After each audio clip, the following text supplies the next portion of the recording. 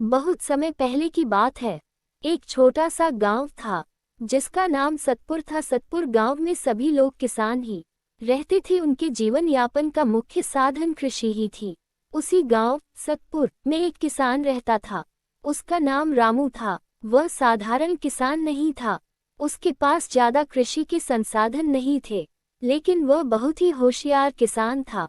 वह अन्य किसानों से बहुत अलग था। वह हमेशा कुछ नया करने की सोचता था। वह ज्यादा संसाधनों के चक्कर में न आकर, बल्कि अपनी चतुराई और मेहनत के लिए पूरे इलाके में जाना जाता था। वह हमेशा नई नई तकनीकों के बारे में सीखता रहता और अपने खेतों में उन्हें आजमाता था।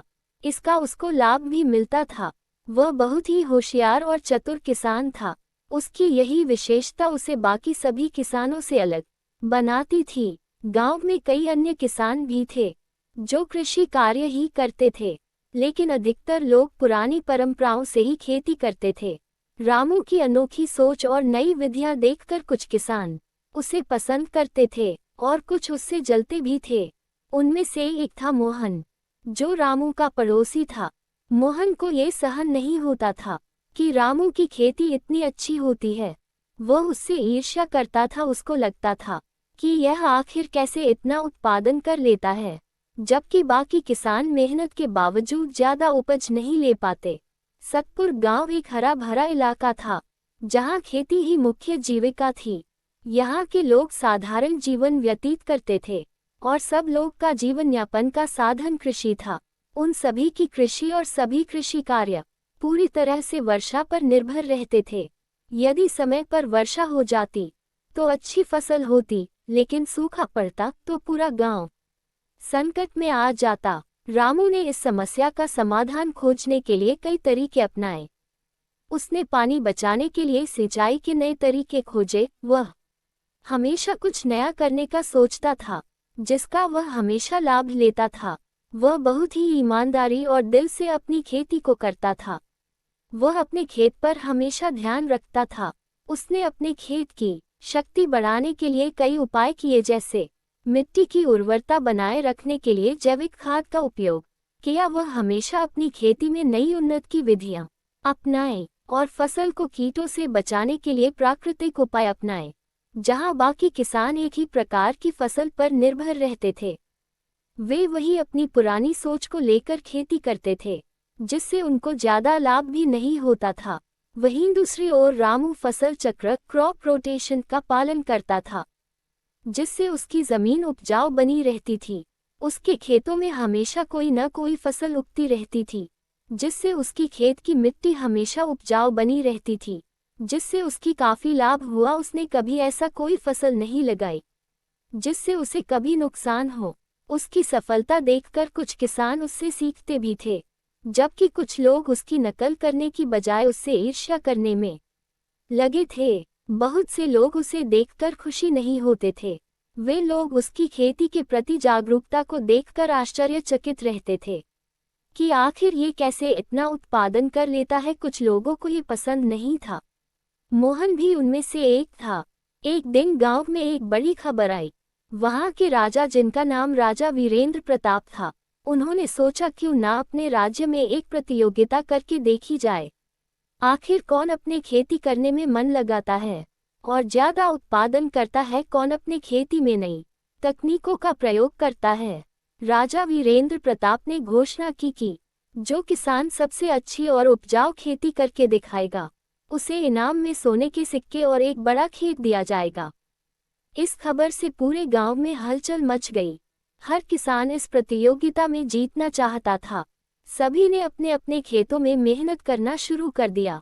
रामू ने भी इस प्रतियोगिता में भाग लेने की ठानी, लेकिन वह जानता था कि सिर्फ मेहनत से ही नहीं, बल्कि समझदारी और नई तकनीकों से ही जीत संभव होगी। उसने गहराई से सोचने के बाद एक योजना बनाई। एक मिश्रित खेती मिक्स्ड फार्मिंग। उसने एक साथ कई फसलें उगाने की योजना बनाई। इससे खेत की मिट्टी में नमी बनी रहेगी और फसल जल्दी खराब नहीं होगी। 2. सिंचाई की नई विधियां। उसने बूंद बूंद सिंचाई ड्रिप इरिगेशन तकनीक का इस्तेमाल किया, जिससे पानी की बर्बादी कम हुई। 3. जैविक खाद। रासायनिक खाद के बजाय उसने गोबर, वर्मी कंपोस्ट और पत्तियों से बनी खाद का उपयोग किया, जिससे फसल अधिक ताकतवर बनी। 4. कीट नियंत्रण। कीटनाशक दवाओं के बजाय उसने नीम, तुलसी और अन्य प्राकृतिक उपायों से फसलों को सुरक्षित रखा। रामू की यह समझदारी देखकर मोहन बहुत परेशान हो गया। उसे डर था कि अगर रामू ये प्रतियोगिता जीत गया तो पूरे गांव में उसकी और इज्जत बढ़ जाएगी। मोहन ने रामू को हराने की एक चाल सोची। एक रात जब रामू गहरी नींद में था, मोहन ने अपने कुछ साथियों के साथ मिलकर रामू के खेत में जहरीले कीड़े छोड़ दिए और कई पौधों की जड़ें काट दी। उसने सोचा कि जब सुबह रामू खेत में जाएगा तो पूरी फसल खराब मिलेगी और वह प्रतियोगिता से बाहर हो जाएगा। लेकिन मोहन को यह नहीं पता था कि रामू कितना चतुर है। अगली सुबह जब रामू अपने खेत पहुंचा तो उसने देखा कि कुछ पौधे मुरझाए हुए थे और कुछ की जड़ें कटी हुई थीं। वह समझ गया कि किसी उसकी फसल को नुकसान पहुंचाया है। किसी ने इस सोच से उसकी फसल खराब करने की कोशिश की है कि इसका ज्यादा अच्छा फसल ना हो। लेकिन वह परेशान नहीं हुआ। उसने तुरंत अपनी नवीन तकनीकों का इस्तेमाल किया। 1. प्राकृतिक कीटनाशक। उसने नीम का काढ़ा छिड़का, जिससे जहरीले कीड़ों का असर खत्म हो गया। 2. जैविक खाद और जड़ सुधार विधि। उसने कुछ विशेष प्रकार की मिट्टी और गोबर की खाद का उपयोग किया, जिससे पौधों की जड़ें फिर से मजबूत हो गईं। 3. जल्द उगने वाली फसलें। उसने कुछ ऐसी फसलें लगाईं जो जल्दी उग जाती हैं, ताकि प्रतियोगिता से पहले उसका खेत फिर से हरा भरा हो जाए। कुछ ही दिनों में रामू के खेत फिर से लहलहा उठे। मोहन ये देखकर हैरान और निराश था। प्रतियोगिता के दिन राजा और उनके मंत्री गांव में आए और सभी किसानों के खेतों का निरीक्षण किया। जब वे रामू के खेत में पहुंचे तो वे देखकर दंग रह गए। यहाँ बाकी किसानों से 2 गुनी फसलें थीं। न केवल खेत उपजाऊ था, बल्कि इसमें विभिन्न प्रकार की फसलें उगाई गई थीं। राजा ने रामू से पूछा, तुमने ऐसा कैसे किया? रामू ने अपनी चतुराई और मेहनत के बारे में बताया। उसने ये भी बताया कि कैसे प्राकृतिक तरीकों से खेती की जा सकती है। राजा बहुत खुश हुए और उन्होंने घोषणा की कि इस प्रतियोगिता का विजेता रामू किसान है। जब मोहन ने ये सुना तो उसे बहुत पछतावा हुआ। उसने सोचा, अगर मैंने रामू को हराने के बजाय उससे सीखने की कोशिश की होती तो मैं भी सफल हो सकता था। उसको बहुत ही ज्यादा खेद हुआ कि काश कुछ सीखा होता। वह रामू के पास गया और माफी मांगी। रामू ने मुस्कुराते हुए कहा, सच्ची सफलता दूसरों को गिराने में नहीं, बल्कि खुद को सुधारने में होती है। अगर तुम ईमानदारी से मेहनत करोगे तो तुम भी सफल हो सकते हो। इसके बाद रामू ने गांव के सभी किसानों को नई तकनीकों के बारे में सिखाया। धीरे धीरे पूरा गांव संपन्न हो गया। किसान अब अधिक उपज लेने लगे और बारिश पर निर्भरता कम हो गई। सीख, समझदारी और मेहनत का मेल ही सफलता की कुंजी है। जलन और ईर्ष्या से कुछ हासिल नहीं होता, बल्कि सीखने की प्रवृत्ति हमें आगे बढ़ाती है। नई तकनीकों को अपनाने से खेती अधिक लाभदायक बन सकती है। सच्चा ज्ञान वह है जो दूसरों की भी भलाई करे। इस कहानी से यह निष्कर्ष निकलता है कि रामू की चतुराई, मेहनत और ज्ञान ने न केवल उसे बल्कि पूरे गांव को बदल दिया। राजा ने उसे गांव का प्रधान बना दिया ताकि वह सबको मार्गदर्शन दे सके, और इस तरह सतपुर गांव एक आदर्श गांव बन गया। बहुत समय पहले की बात है। एक छोटे से गांव के पास एक विशाल और रहस्यमयी नदी बहती थी। उस नदी का नाम था काल नदी। यह नदी इतनी गहरी और खतरनाक थी कि लोग इसके पास जाना भी नहीं चाहते थे। कहते थे कि इस नदी के पार एक अद्भुत आकाशगंगा बसी हुई है, जो सारी सृष्टि के राज जानती है। इस गंगा के पानी में इतनी शक्ति थी कि वह किसी भी समस्या का हल दे सकती थी। लेकिन इस नदी को पार करने की कोई भी कोशिश करने वाला कभी सफल नहीं हुआ था, क्योंकि नदी के बीचों बीच एक अदृश्य बल था जो हर किसी को रोक देता था। गांव में एक युवा लड़का था जिसका नाम था अर्जुन। अर्जुन बहुत साहसी था और उसकी आंखों में हमेशा नए राज को जानने की चमक रहती थी। अर्जुन ने ठान लिया था कि वह काल नदी को पार करेगा और आकाशगंगा का रहस्य खोलेगा। अर्जुन ने अपनी योजना बनाई और अपने 2 सबसे अच्छे दोस्तों, रिया और नंदन, को साथ लिया। रिया एक बहुत बुद्धिमान और समझदार लड़की थी, जबकि नंदन एक कुशल तैराक और योद्धा था। तीनों ने तय किया कि वे साथ मिलकर कल नदी को पार करेंगे और उसके रहस्यों का सामना करेंगे। जैसे ही वे नदी के पास पहुंचे, अर्जुन को महसूस हुआ कि नदी का पानी कुछ अदृश्य और रहस्यमयी शक्ति से भरा हुआ था। पानी की सतह पर एक अजीब सी चमक थी, जो किसी रहस्य की ओर इशारा कर रही थी, लेकिन उनके मन में कोई डर नहीं था, क्योंकि वे जानते थे कि उनका उद्देश्य बहुत बड़ा था। नदी के किनारे पर एक पुराना मंदिर था, जो पूरी तरह से खंडहर में बदल चुका था। मंदिर के बाहर एक पुराने शिलालेख पर लिखा था, जो इस नदी को पार करेगा उसे आकाशगंगा का असली रूप दिखेगा। लेकिन इसका रास्ता केवल उन्हीं को मिलेगा जो अपने भीतर के डर को मात दे सकते हैं। अर्जुन और उसके दोस्तों ने शिलालेख को पढ़ा और समझा कि नदी पार करने से पहले उन्हें पहले अपने भीतर के डर का सामना करना होगा। उन्होंने तय किया कि वे नदी में उतरेंगे, लेकिन इसके लिए उन्हें एक मंत्र का पालन करना होगा, जो किसी ने पहले कभी नहीं सुना था। रिया ने कहा, यह मंत्र वह है जो नदी के राज को खोल सकता है, लेकिन हमें इसे पूरी श्रद्धा से पढ़ना होगा। अर्जुन और नंदन ने रिया का अनुसरण किया और सभी ने मंत्र पढ़ना शुरू किया। जैसे ही उन्होंने मंत्र पढ़ना शुरू किया, नदी की लहरें शांत हो गईं और एक अदृश्य रास्ता सामने आ गया। ये रास्ता उन्हें नदी के पार ले जाने वाला था। नदी पार करने के बाद वे एक बड़े द्वार के सामने खड़े थे। ये द्वार इतना विशाल और भव्य था कि इसके सामने खड़े होने पर कोई भी व्यक्ति डर सकता था। द्वार पर एक जादुई तंत्र लिखा था, जो व्यक्ति इस द्वार को खोलेगा उसे जादुई पंख मिलेंगे, लेकिन इन पंखों का इस्तेमाल केवल उस समय करना होगा जब उनका जीवन सबसे बड़ी चुनौती का सामना कर रहा हो। अर्जुन ने द्वार पर एक छिपे हुए बटन को दबाया और अचानक द्वार खुल गया। इसके अंदर उन्हें 3 जोड़ी जादुई पंख मिले। पंख बहुत हल्के थे और जैसे ही उन्होंने इन्हें पकड़ा, उन्हें महसूस हुआ कि उनकी ऊर्जा कई गुना बढ़ गई थी।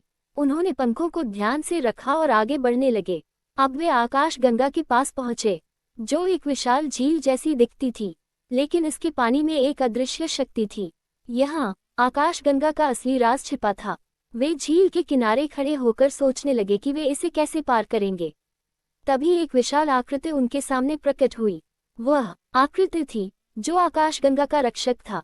आकाशगंगा के रक्षक ने कहा, तुम लोग यहाँ क्यों आए हो? क्या तुम तैयार हो इस रहस्य को जानने के लिए? अर्जुन ने जवाब दिया, हम यहाँ इसलिए आए हैं क्योंकि हम सत्य और ज्ञान की तलाश में हैं। हमें आकाशगंगा के राज जानने हैं। रक्षक ने कहा, आकाशगंगा का राज वह नहीं है जो तुम सोच रहे हो। ये राज केवल उन्हीं को मिलता है जो जीवन के हर पक्ष को समझते हैं। तुम्हें ये समझना होगा कि आकाशगंगा का पानी असल में जीवन के हर पहलू की गहरी समझ है। यह पानी तभी तुम्हारी मदद करेगा जब तुम अपने मन और आत्मा को पूरी तरह से शांत कर पाओ। अर्जुन और उसके दोस्तों ने ध्यान लगाया और धीरे धीरे उनकी सोच शांत हुई। वे समझने लगे कि आकाशगंगा का असली राज केवल ज्ञान और सच्चाई में है। ये गंगा उन्हें न केवल बाहरी शक्ति देती है, बल्कि उनके अंदर की शक्ति को पहचानने का अवसर भी देती है। आकाशगंगा के पानी से उन्हें ये ज्ञान मिला कि जीवन के हर पहलू में संतुलन और शांति बनाए रखना सबसे बड़ा उद्देश्य है।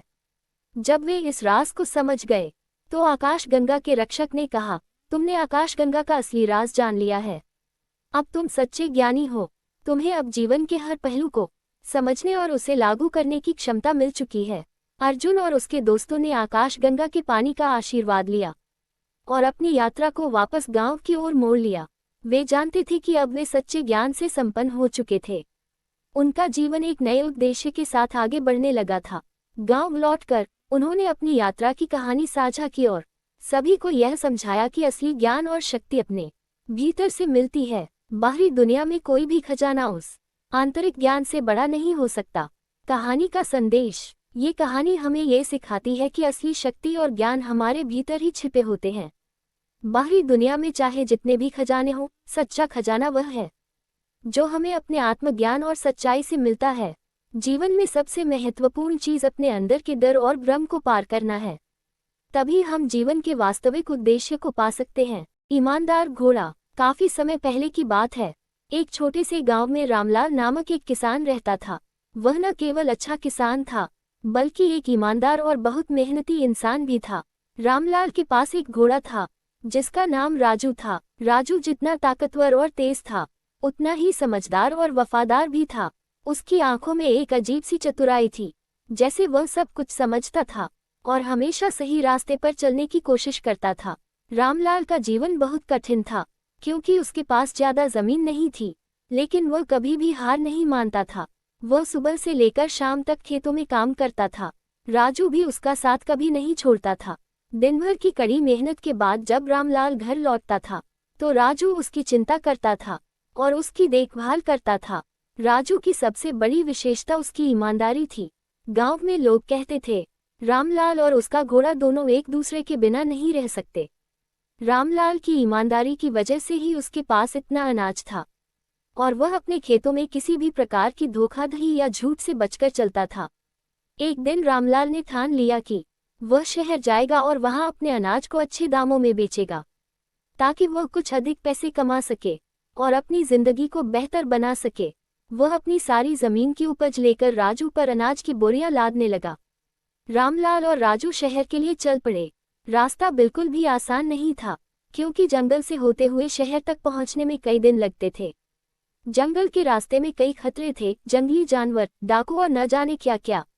लेकिन रामलाल को कभी भी डर नहीं लगा, क्योंकि उसका साथ राजू जैसे समझदार और ताकतवर घोड़े ने दिया था। एक दिन जब वे जंगल के बीचों बीच से गुजर रहे थे, अचानक से एक तेज से आंधी आई।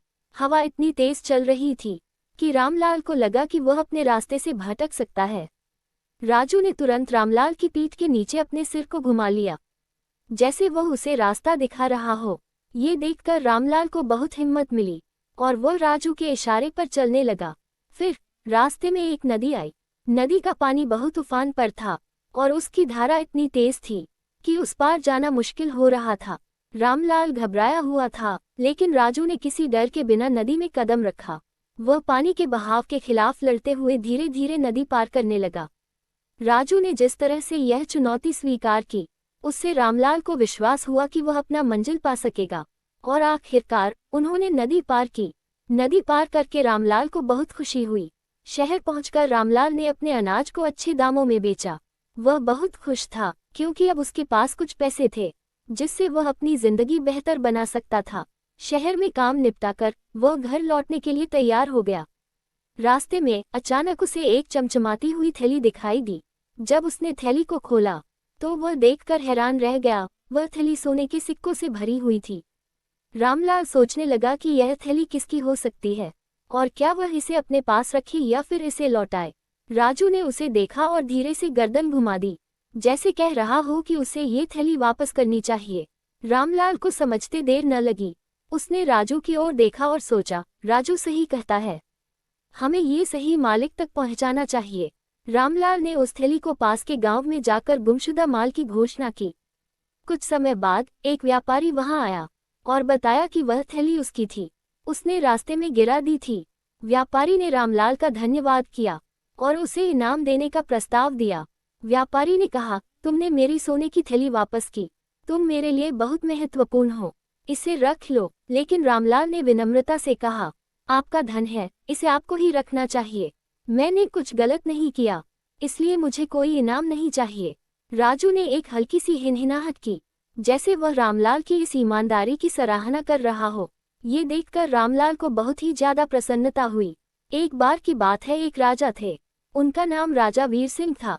राजा वीर सिंह अपने राज्य के लोगों की ईमानदारी और सच्चाई की परीक्षा लेना चाहता था। वह जानता था कि रामलाल और उसका घोड़ा दोनों बहुत ईमानदार हैं, इसलिए उसने रामलाल को दरबार में बुलवाया। राजा ने रामलाल से कहा, तुमने बहुत अच्छा किया है, लेकिन मुझे तुम्हारी ईमानदारी का परीक्षण करना है। मैं तुम्हें सोने की एक थैली देता हूँ, तुम्हें इसे महल के बाग में रखे गए एक और थैली के सिक्कों में बदल कर लाना होगा। रामलाल और राजू महल के बाग में गए, लेकिन वहां उन्हें एक और थैली मिली जो पहले से रखी हुई थी। ये भी सोने के सिक्कों से भरी हुई थी। रामलाल को यकीन था कि यह किसी की गिरी हुई होगी। उसने थैली उठाई और देखा कि वह सोने के सिक्के बहुत मूल्यवान थे। राजू ने अपनी गर्दन घुमा दी, जैसे वह कह रहा हो कि यह भी हमें सही तरीके से लौटाना चाहिए। रामलाल समझ गया और वह राजा के पास वापस गया। राजा ने रामलाल की ईमानदारी को देखकर उसे पुरस्कार देने का फैसला किया। उसने कहा, ये सोने की थैली मेरी ही थी। मैं देखना चाहता था कि तुम कितने ईमानदार हो।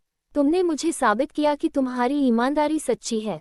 तुम और तुम्हारा घोड़ा वाकई सच्चे हो। राजा ने रामलाल को बड़ी जमीन और बहुत सा अनाज इनाम में दिया। रामलाल और राजू जब वापस अपने गांव लौटे तो सभी लोग उनकी ईमानदारी और वफादारी की बातें करते हुए उनकी सराहना करने लगे। गांव के लोग अब रामलाल को एक आदर्श मानने लगे थे। रामलाल ने जमीन पर और भी मेहनत करना शुरू किया।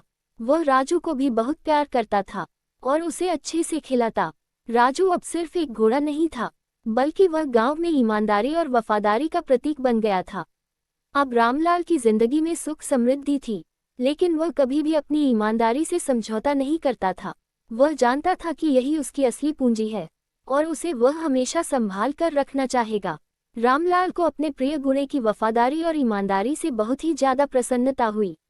वो दोनों एक साथ अपना समय बिताते थे। राजू भी हमेशा रामलाल के पास ही रहता था। राजू ने रामलाल के समाने ईमानदारी और वफादारी का अच्छा उदाहरण प्रस्तुत किया। अपने घोड़े की इसी ईमानदारी से रामलाल उसको बहुत प्यार करता था। रामलाल और राजू अब खुशी से एक साथ रहने लगे। सीख: ये कहानी हमें ये सिखाती है कि सच्चाई और ईमानदारी सबसे बड़ी शक्ति है। राजू और रामलाल ने हमें ये बताया कि हमें हमेशा सही रास्ते पर चलना चाहिए, चाहे कितना भी कठिन क्यों न हो। ईमानदारी से न सिर्फ दूसरों का विश्वास जीते जाते हैं, बल्कि असली सफलता भी मिलती है। हम सभी को इस कहानी से प्रेरणा लेनी चाहिए और अपने जीवन में सच्चाई और ईमानदारी को प्राथमिकता देनी चाहिए। यही जीवन का असली मार्ग है। बहुत समय पहले की बात है, जब प्रकृति अपने चरम पर थी और इंसान और जानवरों के बीच अधिक दूरियां नहीं थीं। एक घना और रहस्यमय जंगल था जिसका नाम सिंगवन था। ये जंगल अपनी विशालता और अद्भुत जीव जंतुओं के लिए प्रसिद्ध था। वहां अनेक प्रकार के पशु पक्षी रहते थे, जैसे कि हाथी, भालू, हिरण, बंदर, मगरमच्छ और सबसे ऊपर जंगल का राजा सिंहराज, जो कि एक शक्तिशाली शेर था। सिंगवन के ठीक बाहर एक गांव बसा था जिसका नाम सत्यगढ़ था। सत्यगढ़ एक शांतिपूर्ण गांव था जहां लोग खेती बाड़ी करते और सुख शांति से रहते थे। इसी गांव में एक साहसी और जिज्ञासु लड़का रहता था जिसका नाम अर्जुन था। अर्जुन को जंगल से विशेष लगाव था। वह अक्सर अपने पिता से जंगल के बारे में कहानियां सुनता और उसकी आंखों में एक चमक आ जाती। उसे हमेशा लगता कि जंगल के भीतर कुछ रहस्य छिपे हैं जिन्हें जानना जरूरी है। गांव के लोग जंगल से डरते थे क्योंकि वहां कई खतरनाक जानवर थे, लेकिन अर्जुन का मानना था कि अगर कोई डर से परे होकर जानवरों के साथ प्रेम पूर्वक रहे तो वे भी दोस्त बन सकते हैं। एक दिन अर्जुन ने ठान लिया कि वह जंगल में जाएगा और खुद वहां की सच्चाई को देखेगा। सूरज की पहली किरण जैसे ही धरती पर पड़ी, अर्जुन ने अपने कंधे पर एक छोटी थैली लटकाई जिसमें कुछ रोटी, पानी और एक लकड़ी की छड़ी थी। वह धीरे धीरे जंगल के प्रवेश द्वार तक पहुंचा। पेड़ ऊंचे ऊंचे थे और उनकी शाखाएं आपस में मिलकर एक विशाल छत्र बना रही थी। हवा में एक अजीब सी ताजगी थी, लेकिन साथ ही एक रहस्यमयी शांति भी थी। जंगल में घुसते ही अर्जुन ने पक्षियों की मीठी आवाजें सुनी। कहीं दूर हिरन कुलाचे भर रहे थे, बंदर उछल कूद कर रहे थे और तितलियां रंग बिरंगे फूलों के आसपास मंडरा रही थीं। अर्जुन मंत्रमुग्ध होकर यह सब देख ही रहा था कि अचानक उसे एक जोरदार गरज सुनाई दी। पूरे जंगल में एक सिहरन दौड़ गई। अर्जुन का दिल जोर जोर से धड़कने लगा। उसने धीरे धीरे चारों ओर देखा। थोड़ी दूर एक ऊंचे पत्थर पर एक विशालकाय शेर बैठा था। उसकी सुनहरी त्वचा सूरज की रोशनी में चमक रही थी। उसकी आंखों में ऐसी शक्ति थी कि कोई भी उसे देखकर कांप सकता था। शेर ने अर्जुन को देख लिया था। वह धीरे धीरे अर्जुन की ओर बढ़ने लगा। अर्जुन की सांसें तेज हो गईं, लेकिन उसने खुद को स्थिर रखा। शेर ने गरजते हुए पूछा, तुम कौन हो और यहाँ क्या कर रहे हो? अर्जुन ने हिम्मत जुटाकर कहा, मेरा नाम अर्जुन है। मैं सत्यगढ़ गांव से आया हूँ। मैं जंगल को देखना और समझना चाहता हूँ। शेर ने अपनी बड़ी बड़ी आंखों से अर्जुन को घूरा और पूछा, तुम्हें मुझसे डर नहीं लग रहा? अर्जुन ने धीमे स्वर में कहा, डर तो लग रहा है, लेकिन मैं ये भी जानता हूँ कि अगर हम बिना कारण डरते हैं तो हम कुछ नया नहीं सीख सकते। शेर यह सुनकर थोड़ा आश्चर्यचकित हुआ। ये पहली बार था जब कोई इंसान उससे डरने की बजाय उससे बातें कर रहा था। शेर ने अर्जुन को छोड़ दिया और जंगल में चला गया, लेकिन अर्जुन को एहसास हो गया कि ये शेर बाकी शेरों से अलग था। अर्जुन अगले दिन फिर जंगल आया। उसने देखा कि शेर नदी के किनारे आराम कर रहा है। अर्जुन धीरे धीरे उसके पास गया और थोड़ी दूरी पर बैठ गया। शेर ने उसे देखा और कहा, तुम फिर आ गए। अर्जुन मुस्कुराया और बोला, हाँ, मैं तुम्हें और इस जंगल को बेहतर समझना चाहता हूँ। धीरे धीरे अर्जुन और शेर की दोस्ती गहरी होती गई। अर्जुन रोज जंगल आता और शेर के साथ समय बिताता।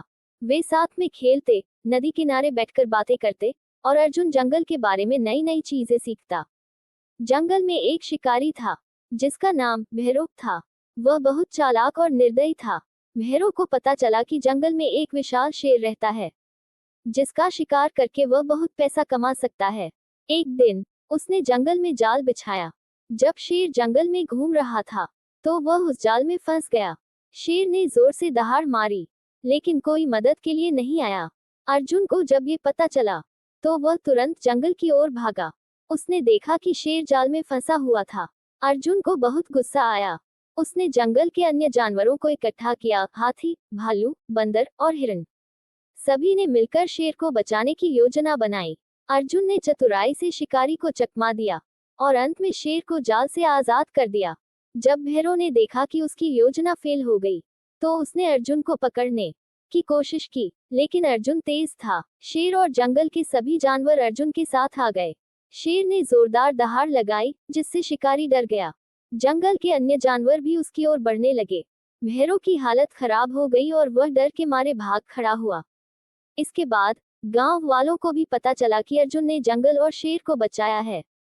गांव के लोग अर्जुन की बहादुरी से बहुत प्रभावित हुए और उन्होंने शिकारियों को जंगल में प्रवेश करने से रोकने के लिए कड़े नियम बना दिए। अब अर्जुन और शेर की दोस्ती पूरे जंगल और गांव में प्रसिद्ध हो गई। शेर ने अर्जुन को जंगल का संरक्षक बना दिया और अर्जुन ने वादा किया कि वह हमेशा जंगल की रक्षा करेगा। ये कहानी हमें सिखाती है कि सच्ची दोस्ती जात पात, आकार और भय से परे होती है। यदि हमारे मन में सच्चाई और हिम्मत हो तो हम किसी से भी दोस्ती कर सकते हैं और दुनिया को एक बेहतर जगह बना सकते हैं। कहानी का नाम सच्ची दौलत। बहुत समय पहले पहाड़ों और हरियाली से घिरे एक छोटे से गांव में रमेश नाम का एक व्यापारी रहता था। रमेश के पास दौलत की कोई कमी नहीं थी। उसके पास बड़े बड़े खेत, सोने चांदी से भरी तिजोरियां और एक आलीशान हवेली थी। गांव के लोग उसकी अमीरी से प्रभावित रहते थे और उसे एक सफल व्यक्ति मानते थे। लेकिन रमेश की जिंदगी में एक कमी थी, वह कभी खुश नहीं रहता। हर समय वह तनाव और चिंता में डूबा रहता। उसे हमेशा ये डर सताता था कि कहीं कोई उसकी दौलत चुरा न ले। वह अपनी तिजोरी को बार बार जांचता, अपने नौकरों पर शक करता और हर पल बेचैनी महसूस करता। इसी गांव में मोहन नाम का एक साधारण किसान भी रहता था। मोहन की जिंदगी रमेश से बिल्कुल उलट थी। उसके पास न तो बड़ी जमीन थी और न ही ज्यादा पैसे। वह दिन भर अपने खेतों में काम करता और जो थोड़ी बहुत फसल उगती उसी से अपने परिवार का गुजारा करता। इसके बावजूद मोहन हर समय खुश और संतुष्ट रहता। उसकी मुस्कान और सादगी पूरे गांव को प्रभावित करती थी। व्यापारी का असमंजस। रमेश ने कई बार मोहन को देखा। वह सोचता, यह आदमी इतना खुश कैसे रह सकता है। इसके पास तो कुछ भी नहीं है, न ठीक से रहने के लिए घर, न पहनने के लिए अच्छे कपड़े। फिर भी यह हर समय मुस्कुराता रहता है, जबकि मैं, जिसके पास सब कुछ है, हमेशा चिंता में रहता हूँ। रमेश को मोहन का खुश रहना समझ नहीं आता था। उसने अपने नौकरों को भेजकर मोहन के बारे में और जानकारी लेने का फैसला किया। नौकरों ने बताया, मोहन बहुत ईमानदार और मेहनती है। वह दूसरों की मदद करता है और जो भी उसके पास होता है उसी में संतुष्ट रहता है। उसे कभी किसी चीज की शिकायत नहीं होती। रमेश को यह सुनकर और भी हैरानी हुई। उसने सोचा, क्या सिर्फ मेहनत और संतोष से कोई इतना खुश रह सकता है? क्या सच में यह संभव है? मोहन से बातचीत। एक दिन रमेश ने मोहन को अपने घर बुलाया। उसने मोहन के लिए एक शानदार दावत तैयार करवाई। जब मोहन रमेश के घर पहुंचा तो उसने रमेश की शानदार हवेली देखी और उसकी दौलत पर आश्चर्य किया। रमेश ने मुस्कुराते हुए मोहन से पूछा, मोहन, तुम कैसे इतने खुश रहते हो? तुम्हारे पास न तो पैसे हैं, न बड़ी जमीन, फिर भी तुम्हें कभी उदास नहीं देखा। क्या तुम्हारे खुश रहने का कोई राज है? मोहन ने हंसते हुए जवाब दिया, सेठ जी, मेरी खुशी का कोई बड़ा राज नहीं है। मैं जो कुछ भी करता हूँ दिल से करता हूँ। मेहनत करता हूँ, दूसरों की मदद करता हूँ और जो भी मेरे पास है उसमें संतोष करता हूँ। यही मेरे खुश रहने का कारण है। रमेश ने पूछा, तो क्या तुम्हें कभी ऐसा नहीं लगता कि तुम्हारे पास और पैसा या संपत्ति होनी चाहिए? मोहन ने सिर हिलाते हुए कहा, नहीं सेठ जी, जरूरतें तो कभी खत्म नहीं होती। अगर मैं इस बात पर ध्यान देने लगूं कि मेरे पास क्या नहीं है तो मैं कभी खुश नहीं रह पाऊंगा। रमेश को यह जवाब सुनकर हैरानी हुई। उसने सोचा, शायद ये सिर्फ बातें बना रहा है, मुझे इसे परखना होगा। परीक्षा की योजना। अगले दिन रमेश ने मोहन की परीक्षा लेने का फैसला किया। उसने अपने नौकर से एक सोने का बड़ा सिक्का मंगवाया। रात के अंधेरे में रमेश चुपके से मोहन की झोपड़ी के बाहर गया और सिक्का उसके दरवाजे पर रख दिया। रमेश ने सोचा, अब देखता हूँ मोहन कितना ईमानदार और संतोषी है। अगर यह सिक्का पाकर लालच में आ गया तो इसकी असलियत सामने आ जाएगी। सुबह का दृश्य। सुबह जब मोहन उठा और दरवाजा खोला तो उसने सोने का चमकता हुआ सिक्का देखा। वह हैरान हो गया। उसने सिक्के को हाथ में लिया और सोचने लगा, ये सिक्का यहाँ कैसे आया? यह मेरा तो नहीं हो सकता है कि यह किसी का गिरा हुआ हो। मोहन ने सिक्का उठाया और सोचा कि इसे उसके असली मालिक को लौटाना चाहिए। उसने पूरे गांव में घूमकर लोगों से पूछना शुरू कर दिया, ये सिक्का आपका है क्या? यह मेरे दरवाजे पर मिला है। व्यापारी की प्रतिक्रिया। रमेश छिपकर यह सब देख रहा था। उसने देखा कि मोहन ने सिक्के को अपने पास रखने की बजाय हर किसी से उसके असली मालिक के बारे में पूछना शुरू कर दिया। रमेश ये देखकर हैरान रह गया। उसने सोचा, अगर यह सिक्का मुझे मिला होता तो मैं इसे अपने पास रख लेता। लेकिन मोहन कितना ईमानदार और सच्चा इंसान है। रमेश ने मोहन को अपने घर बुलाया और कहा, मोहन, ये सिक्का मैंने रखा था। मैं तुम्हारी परीक्षा लेना चाहता था। तुमने ये साबित कर दिया कि तुम वाकई में ईमानदार और संतोषी इंसान हो। मोहन की सीख। मोहन ने मुस्कुराते हुए कहा, सेठ जी, दौलत से सच्ची खुशी नहीं खरीदी जा सकती। अगर आप सच्चे और ईमानदार हैं तो आपको किसी चीज का डर नहीं होता। संतोष ही असली दौलत है। रमेश को मोहन की बातों ने गहराई से प्रभावित किया। उसने सोचा, मैंने अपनी जिंदगी दौलत इकट्ठा करने में बर्बाद कर दी, लेकिन इससे मुझे कभी खुशी नहीं मिली। मोहन सही कह रहा है, मुझे अपनी सोच बदलनी होगी। रमेश की नई शुरुआत। उस दिन से रमेश ने अपनी जिंदगी बदलने का फैसला किया। उसने अपनी दौलत को गरीबों की भलाई के लिए इस्तेमाल करना शुरू कर दिया। उसने गांव में एक अनाज भंडार खोला जहां गरीबों को मुफ्त खाना मिलता। उसने स्कूल और अस्पताल बनवाए ताकि हर किसी को शिक्षा और इलाज की सुविधा मिल सके। धीरे धीरे रमेश की बेचैनी कम होने लगी। अब वह रातों को चैन की नींद सोने लगा। उसे समझ आ गया था कि सच्ची दौलत पैसा नहीं, बल्कि ईमानदारी, संतोष और दूसरों की मदद है। कहानी से सीख। 1. सच्ची खुशी दौलत में नहीं, संतोष और ईमानदारी में है। 2. दूसरों की मदद करने से आत्मा को सुकून मिलता है। 3. संतोष ही असली संपत्ति है।